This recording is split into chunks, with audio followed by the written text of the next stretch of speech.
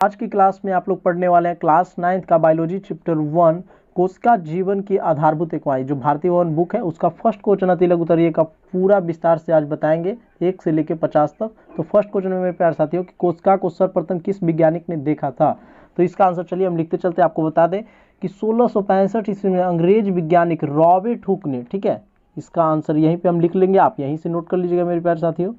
Robert Hooke ने कब देखे थे तो 1665 ईस्वी को सर्वप्रथम कोशिका की खोज की थी, ठीक है।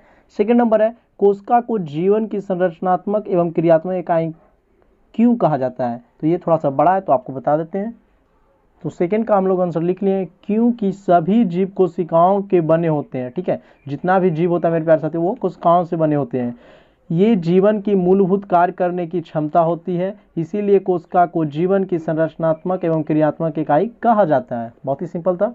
चलिए थर्ड नंबर प्रश्न पे, अगर आप चैनल पे पहली बार आए तो चैनल को सब्सक्राइब कर दीजिएगा, दोस्तों पास शेयर कर दीजिएगा।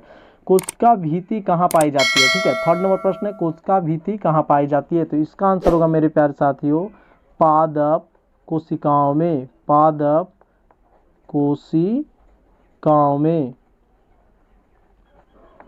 चलिए आगे लिखेंगे हम लोग कौन से कोशिकांग सक्रिय श्वसन स्थल है। तो इसका आंसर हो जाएगा मेरे प्यारे साथियों माइटोकॉन्ड्रिया, माइटोकॉन्ड्रिया, ठीक है।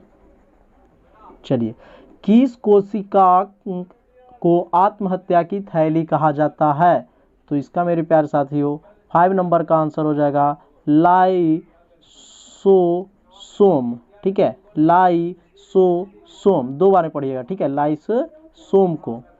कोशिका के अंदर प्रोटीन संश्लेषण कहाँ होता है। तो इसका होता है मेरे प्यारे साथियों, तो इसमें लिख लेंगे हम लोग राइबोसोम, ठीक है, राइबोसोम, ठीक है। इसका पूरा आंसर अगर लिखना चाहते हैं तो अंतःपरद्रवी जालिका के अवस्थित राइबोसोम पर प्रोटीन संश्लेषित होता है। तो राइबोसोम लिख लें क्योंकि ये अतिलघु उत्तरीय है। 7 नंबर लवक कहाँ पाए जाते हैं। तो ये होगा पादप कोशिकाओं में, पादप कोशिकाओं में। इसका आंसर आप यहाँ से ये लिख लीजिएगा, ठीक है। 7 के भी आंसर होगा पादप कोशिकाओं में। चलिए 8 नंबर देखेंगे कोशिका के किन्हीं 2 अंगकों को नाम लिखिए जिनमें डीएनए पाया जाता है। तो पहला तो हो जाएगा हम लोग का माइटोकॉन्ड्रिया, माइटोकॉन्ड्रिया, और एवं दूसरा लिखेंगे प्लेसिड, ठीक है। ये 2 गो है जिसमें डीएनए भी पाया जाता है। चलिए आगे देखेंगे हम लोग 9 नंबर भोजन का संपूर्ण ऑक्सीकरण किस कोशिका में होता है, ठीक है। तो इसका भी आंसर हो जाएगा माइटोकॉन्ड्रिया, ठीक है। सिर्फ माइटोकॉन्ड्रिया यहाँ तक आप लिख लीजिएगा 9 नंबर का माइटोकॉन्ड्रिया। चलिए 10वां नंबर प्रश्न देखिए कोशिका भित्ति तथा कोशिका झिल्ली के मूल अंतर क्या है। तो इसको 10 को और 11 नंबर को आपको मैं स्क्रीनशॉट लगा देते हैं, वहां से आप लिख लीजिएगा, ठीक है।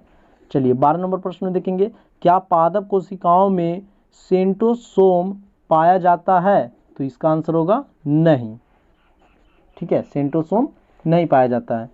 13 नंबर में देखिए गाल्जी उपकरण कहाँ पाए जाते हैं। तो ये होगा कोशिकाओं के कोशिका द्रव में, ठीक है। इसको लिख देते हैं कोशिकाओं के कोशिका द्रव में, ठीक है। आगे देखिए 14 नंबर ल्यूकोप्लास्ट का क्या कार्य है। तो इसका भी मेरे प्यारे साथी आपको स्क्रीनशॉट लगा देते हैं, वहां से आप लिख लीजिएगा।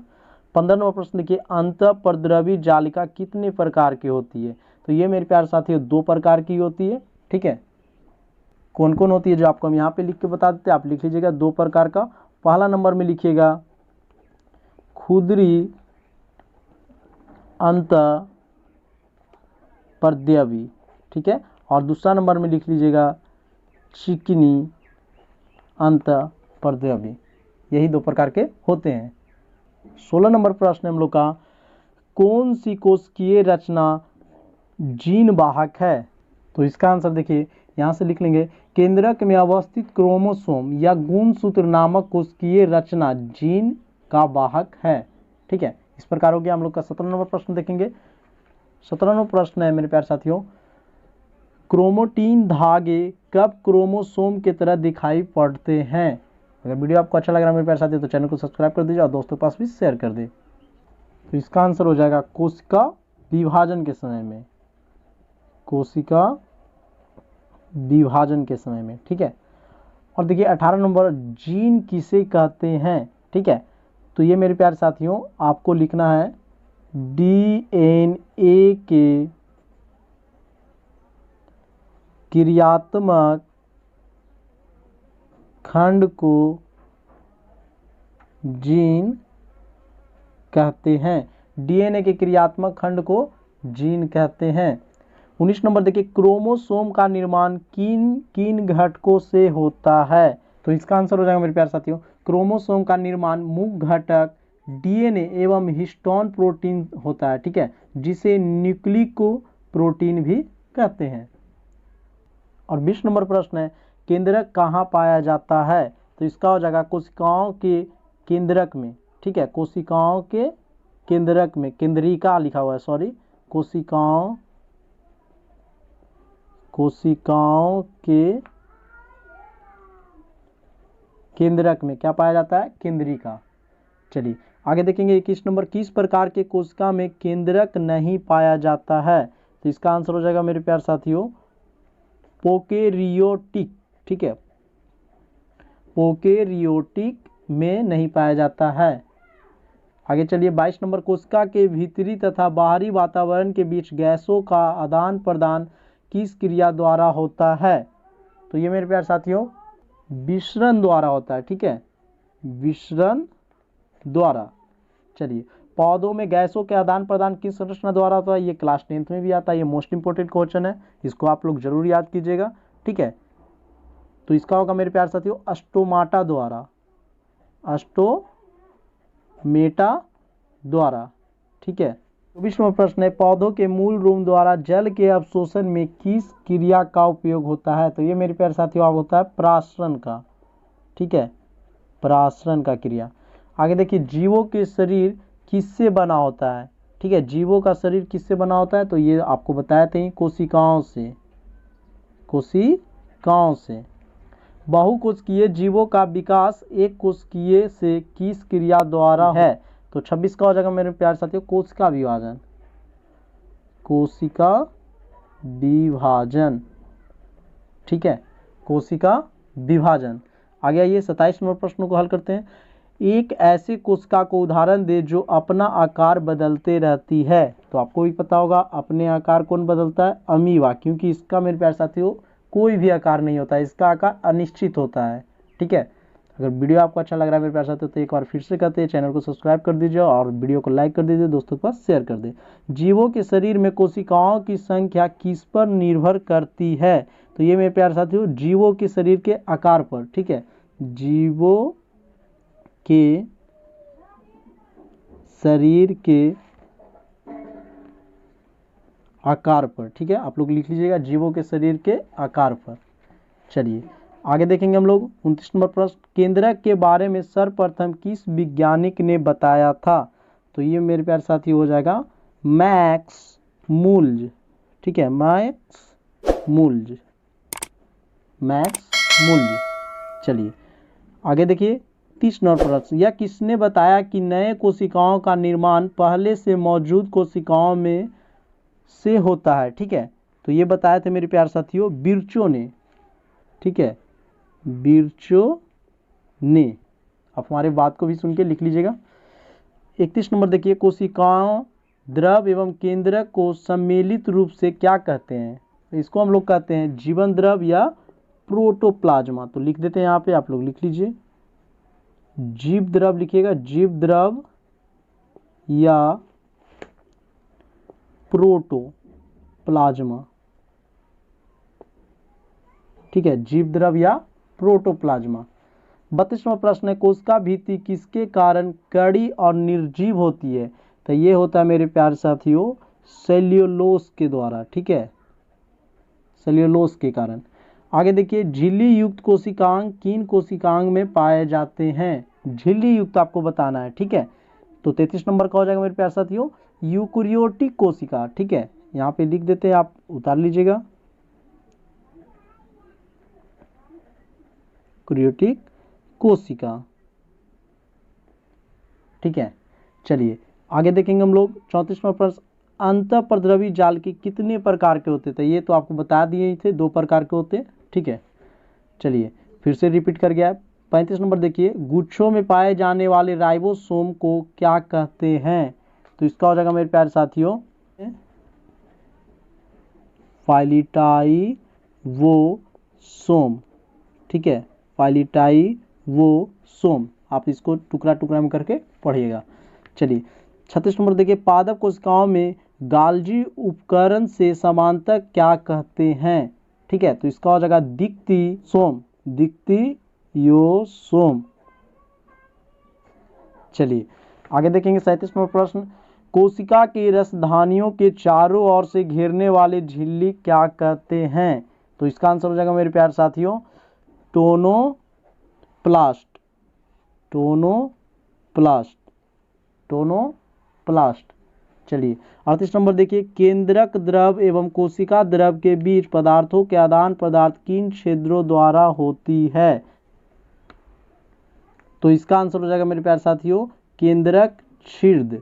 ठीक है, केंद्रक छिद्र द्वारा, ठीक है, आदान प्रदान होता है। 39 देखिए, क्रोमोटिन जालिका कहाँ पाई जाती है? तो ये केंद्रक द्रव में, केंद्रक द्रव में। चलिए आगे के प्रश्न देखते हैं हम लोग। 40 नंबर प्रश्न है, RNA का संश्लेषण कहाँ होता है? तो ये होता है केंद्रिका में, केंद्रिका में। आगे देखिए, क्रोमोसोम के दोनों क्रोमोटिड्स किस स्थान पर एक दूसरे से संयोजित रहते हैं? तो ये होगा सेंट्रोमेयर में, सेंट्रोमेयर में। चलिए 42 नंबर देखेंगे, क्रोमोसोम के शीर्ष भाग को क्या कहते हैं? तो इसको कहते हैं मेरे प्यारे साथियों टेलोमियर, टेलोमियर। ठीक है, यानी टेलोमियर। मानव शरीर के कोशिकाओं में कितने क्रोमोसोम पाए जाते हैं? तो ये तो आप लोग जानते होंगे 46, अगर जोड़ी में आए तो इसको 23 जोड़ी। ठीक है, यानी जोड़े, या जोड़ो कर दीजिएगा, 23 जोड़ो। आगे आइए 44 नंबर, कोशिका का आकार एवं आकृति किसके अनुरूप होती है? कोशिका के आकार एवं आकृति किसके अनुरूप होती है? तो ये होगा मेरे प्यारे साथियों, ठीक है, लंबे और पतले तार की तरह। ठीक है, इसके अनुरूप होती है।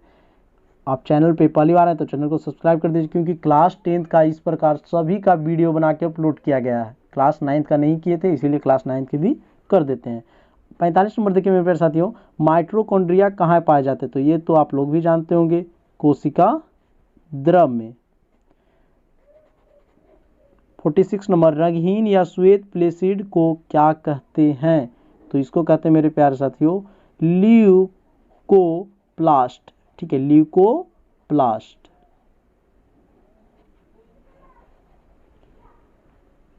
सैंतालीस नंबर प्रश्न है, गाल्जी उपकरण में पाए जाने वाले चारों तरफ से झिल्ली से घिरे हुए अनेक समानांतर नलिकाओं के समूह को क्या कहते हैं? तो इसको कहते हैं मेरे प्यारे साथियों कुंडली, कुंडलाओं या सिस्टर्नी। ठीक है, और देखिए इसके बाद बचा हम लोग का 48 नंबर, क्लोरोप्लास्ट के भीतर विद्यमान तरल युक्त गुहा को क्या कहते हैं? तो इसको कहते हैं अस्टोमा।